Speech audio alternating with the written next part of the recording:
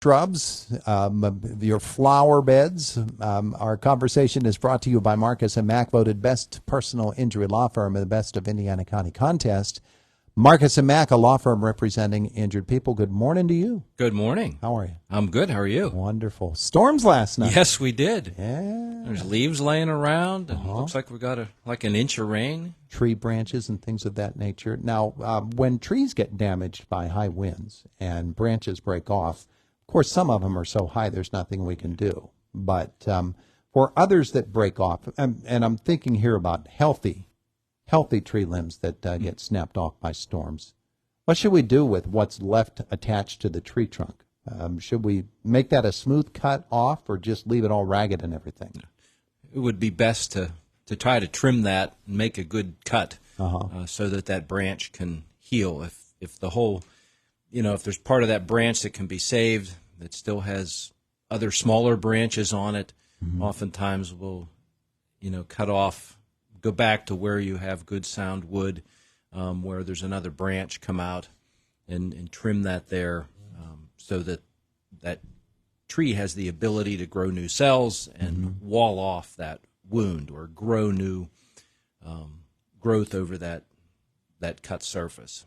Having it smooth makes it a lot easier for that to happen. Yeah. Oftentimes, if it's a jagged edge or ripped or torn, it just can't wall that off or seal that off to protect internal decay in the future.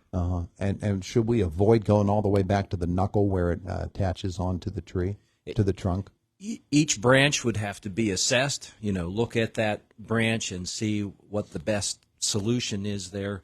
If it's just, a branch sticking out and doesn't have any other leaves on it or other side branches, then it might be best to remove the whole branch. But again, you have to look at that and see what's in the best interest of the tree, and as well as horticulturally and appearance-wise as well, to make that decision. One of the giant maples in my backyard years ago was struck by lightning, and it had a couple of major offshoots of the trunk, and one of those was split off, and down it went. And I had to make the decision, do I keep the tree and just cut off the bad part, which was enormous anyway, or what? And I left it on there, and the tree recovered so nicely that you cannot tell now that actually happened, but that was major stuff. I guess homeowners, they have to make that assessment every single time, don't they? Right. Yeah, and a lot of times trees can have too many branches. They can get too many leaders or central. In a shade tree, we like to have one central leader, and most trees are set up to do that. There are some species that grow more like an umbrella or have multiple stems in them or branches. That's just the nature of that particular tree. But most trees, we like to have a nice central leader. And maples are one, they have opposite buds. So along a branch, you'll have opposite buds. So you'll have two buds come out, and then it'll go a little farther, get new growth, and have two more buds. Well, as that tree's growing up, sometimes that you'll get two central leaders, and eventually, one is stronger than the other, one's weaker, or you could say one's more dominant and one's less dominant, and then that can cause problems later down the road, because where those two branches started from will kind of dictate over time whether those two grow together and have a co-dominant situation. But where those are attached to the main tree, that can be where the problem starts, because you can have a weak attachment there.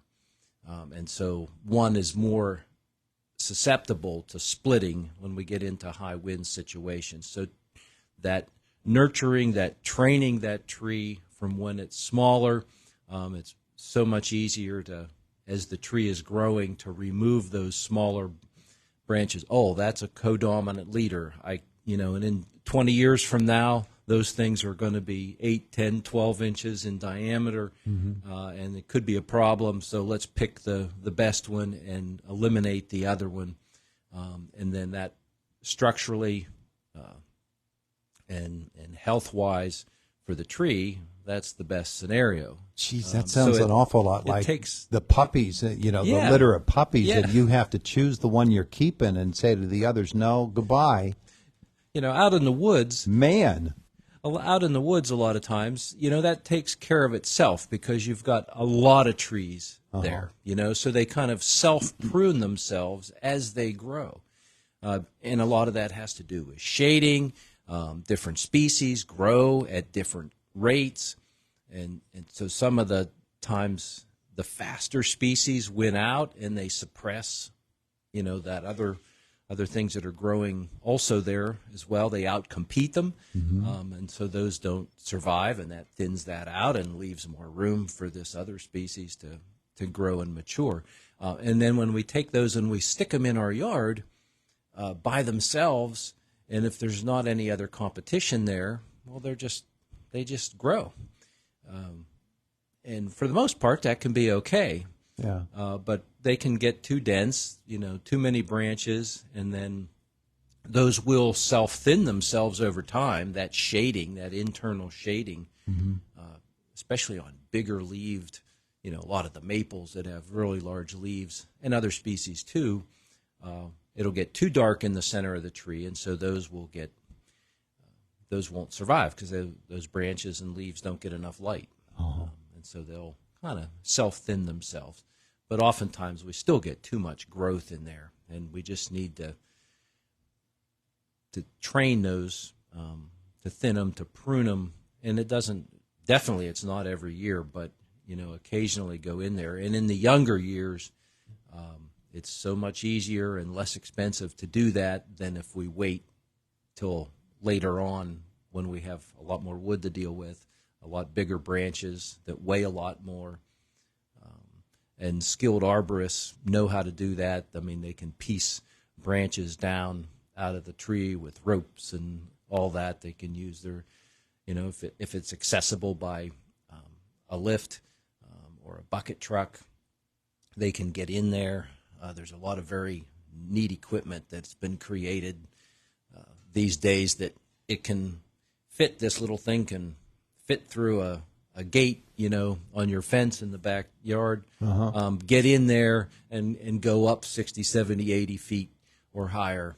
And so they can do those jobs a lot more efficiently and with less people than they used to be able to do them when you had to rope everything and people climbing around and then piecing everything down. So it's pretty, there's a lot of science to it, physics, estimating the weight of branches and especially in damaged trees, that can get really tricky because, and especially downed trees or partially downed trees, there can be a lot of tension there that you, unless you're thinking about it, know about it, have seen it happen, or have read about it, it can get tricky and there can be tension on those branches and you make one simple cut and all of a sudden it becomes a springboard. You can be in trouble in a hurry. Yeah.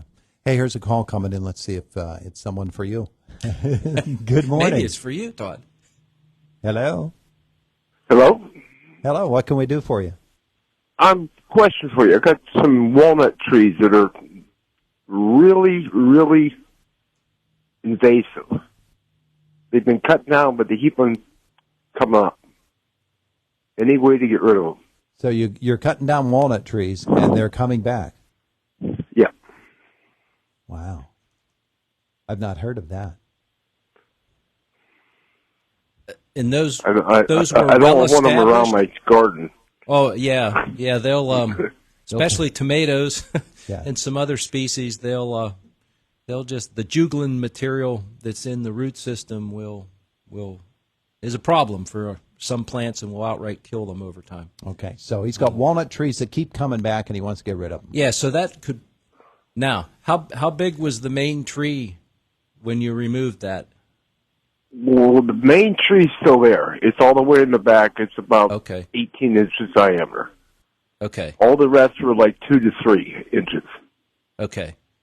And now, do you think those have started from seeds that maybe the chipmunks and the squirrels? Yeah, I'm thinking that's how that happened. Okay. We're talking like 100 feet away from the main tree. Yeah. That's probably, the nut crop has been preserved by some of our wildlife species that want to eventually someday dig those up and so feast on them. But those he's saplings obviously he's not using a saw to get those out of there. He's got to dig them out. Yeah, so when they're younger and they first sprout, you can dig them out. You can try to I've pull been burning them out. Is what I've been doing. You've been burning them out? Yeah. Yeah. Put a by fire ring around it and make a fire. And Oh, okay. those ones don't come back. But So that's a little hard work. Yeah. Yeah. So you can physically remove them. And of course you found that putting a ring around and burning those, it's all about the energy that's in that nut, and when that seedling comes up and starts to grow, usually those aren't too deep that you can get in there either with a shovel, or a smaller spade, and just literally dig those out, especially ones that are single or in trouble. And then you can also spot treat those with an herbicide for woody brush killer type of thing too. You can spot treat. Now you have to be careful because of that'll kill grass or things around there. It's nasty. Yeah. All okay, right, thank you. We're You're running welcome. out of time, but best of luck to you on getting rid of those walnut trees. How about that? I didn't expect a call such as that. But that's what happens in nature. Those seeds, our seeds, they do germinate, they grow. Not always where we want them. There you go. It is the voice of Indiana County. It's WCCS 101.1 FM, AM 1160, WCCSradio.com.